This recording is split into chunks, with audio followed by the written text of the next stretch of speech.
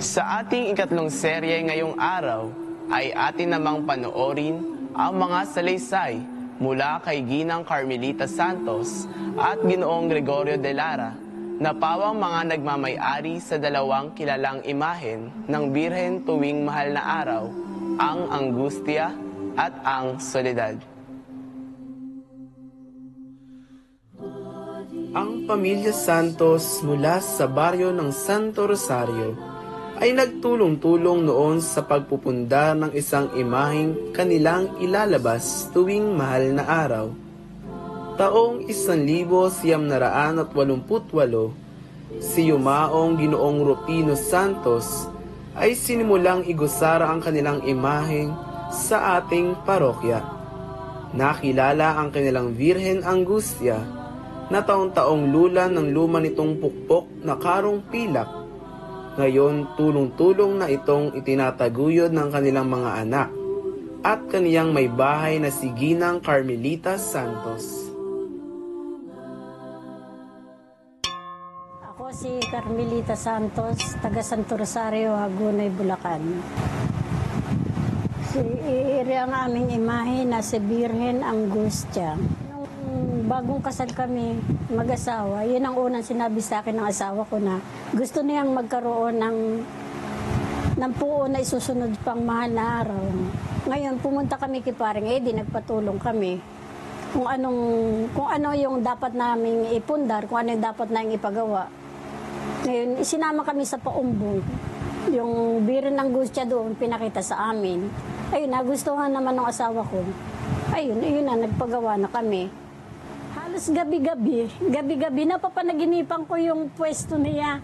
Napapanaginipan ko yung matanda na may-ari. Napapanaginipan ko halos yung kung saan kami dadaan, kung yung mga halamang madami na nung sabi sa akin ng Birhen Angustia, ang ibig sabihin ni Kaining ng Birhen Angustia, inang nagdadalamhati. Hanggang sa ting kami dadaan doon, papunta kami ng Malolos, dadaan kami doon, idinadaan ako ng asawa ko doon. Kasi parang yung pwestong iyon lagi kong napapanaginipan. Hanggang sa naipundar na namin siya, nung nakahiga sa kanya si Kristo, nung mamatay. Nung kinuha sa kanya yung si Kristo, kaya siya umiiyak. Kaya tatlo yung mukha niya yan.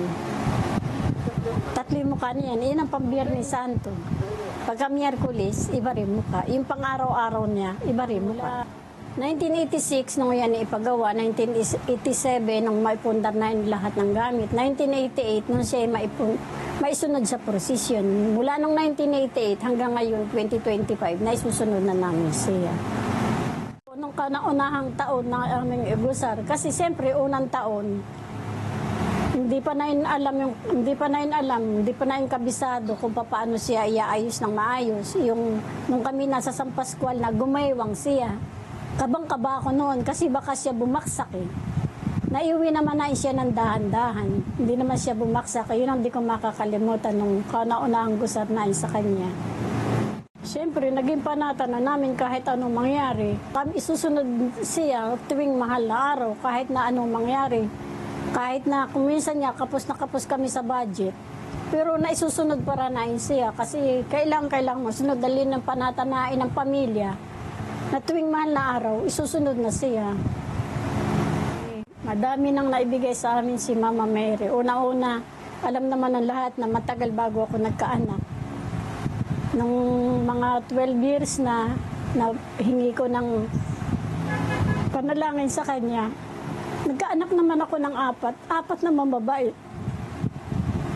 Marami, pagka kami kapos na kapos, halimbawa na mahal na araw, na malapit na mahal na araw, kapos na kapos kami sa budget, biglang may dumadating labis pa, nagkakasukli pa. Kaya hindi mo makakalimutan, hindi kami magsasawa humingi ng awa sa kanya. Dahil hindi niya kami talaga pinababayaan. Hindi man kami sagana, pero hindi naman kami kapos-kapos. Totoo lang, alam mo ba kami sa pagkain lang, pagkamahal na araw. Ang nag-iipon ako ng unti-unti, umpisa pa lang halimbawa na January, Pasko, Kayari Pasko. Mag-uumpisa na ako mag-ipon. Yung sa pagkain lang na pundar, 20,000 and 20,000 ang naiyaan ko. Pero pa yung itong damit niyang ito, pinagawa ko ito nung nakaraang taon. Magkano, Carlo, paggawa natin? Oh. Sa damit lang. Kasi pagka ako nakakatanggap ng biyaya, yung kalahati halos sa kanya ko binibiyaya rin. Oh, talagang hindi ko siya inaano kung ano ko. Lalo ngayon, yung karo niya sira. Ay, siya na sa susunod na linggo, siya na ipapagawa. Hinahanap kami ng ano.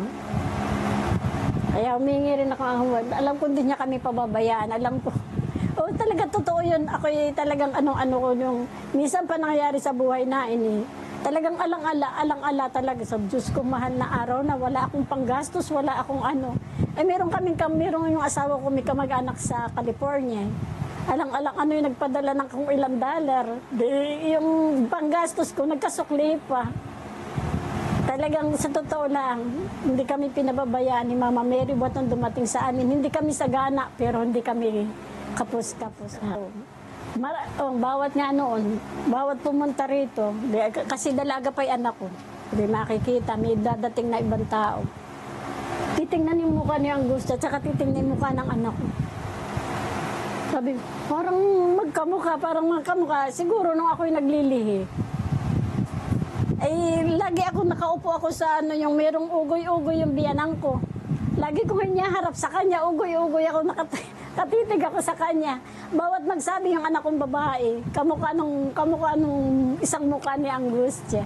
Si Daning namatay ng isang nagsabi sa akin na, yun yung pinagawa ninyong puon kahawig yung anak mo at kay asawa mo. Kaisa pa, na pagkataintin, talagang ako'y nagdadasal. Paano bang pakiramdam ko yung humihinga siya? Oo, totoo yun pa kami. Si Dexter naman nagkwento sa akin yun eh. Tinanong sa akin, tita, naranasan mo bang yung nagdadasal ka, yung para siyang humihinga? Ay, sabi ko madalas. Para siyang humihinga, parang nakikita mo yung ganoon ng dibdib niya.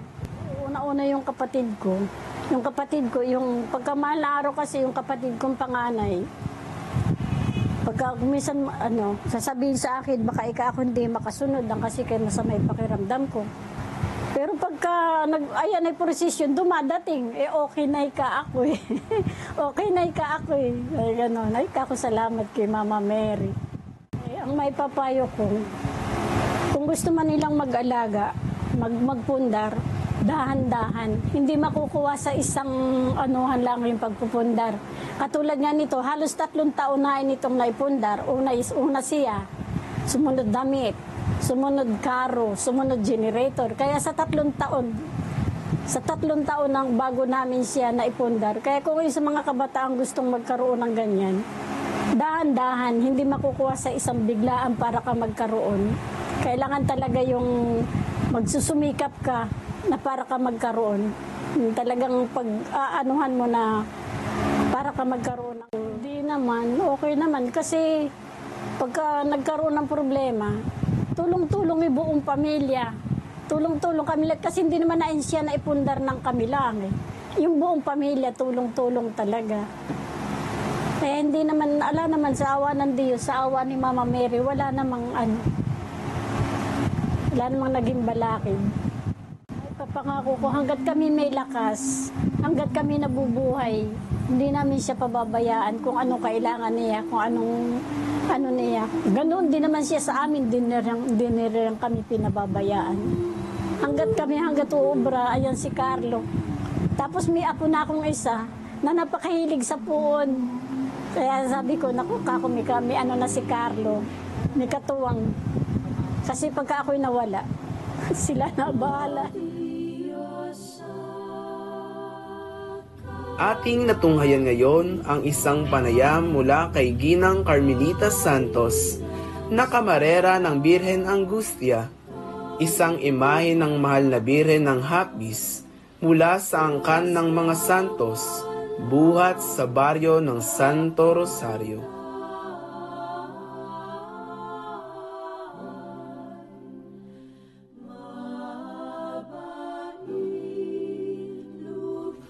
Mula naman sa baryo ng Santa Cruz, si Ginoong Gregorio de Lara na kilalang maalam sa paggagayak at pagbibihis ng mga santo ay mayroon ding inaalagang imahen ng birheng nahahapis. Isa rin ang imaheng ito sa mga matagal na nating nakikita sa prosesyon ng mahal na araw, ang Birhen de la Soledad.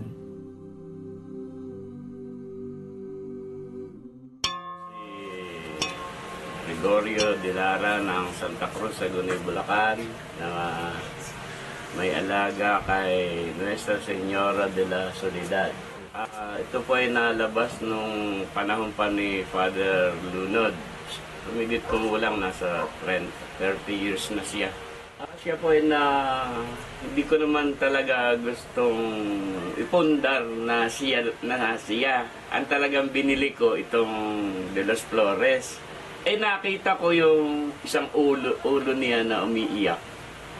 Binalikan ko kinabukasan. Ayun, nakuha ko siya. Tapos, total, wala naman tayong panahong iyon, wala namang solidad. Kaya sinabi ko doon sa namamahala noon, ng kaprede, na maglalabas ako ng solidad. Tapos, tinanong ako ni Des Bautista, kakami po ka palang pangmahal na araw, opo ka ako. Ano ka? Solidad po ka ako. Ay, ganda niyan. Yun ang pinakahuling tagpo sa buhay ng Panginoon. Kasi noong siya lumabas, patay na siya. Hinahanap niya yung bangkay kung saan napunta. Kaya siya may sariling prosesyon pagkalibing noong Panginoon. Marami namang natupad. Halimbawa, nung kumandidato ako 2 beses, so pareho naman akong nanalo. Sa kanya ako lumalapit. Pagka merong may sakit, sa kanya ako lumalapit.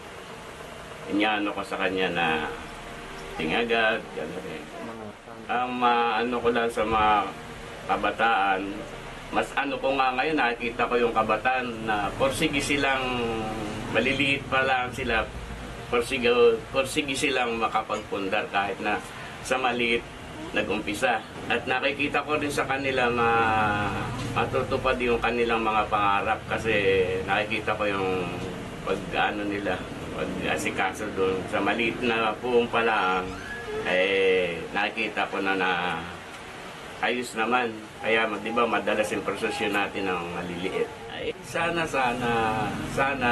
maging lang na hindi puro kailangan may devotion din, hindi yung puro gayak lang, puro wala namang kadebo-devotion, ni pagayak lang sa iba, bahala na sumunod. Hindi sila nakikita sumusunod ng pamilya nila. Nanonood lang sila ng prosesyon. Sana maisaano din nila yung sa puso nila talaga yung paglalabas.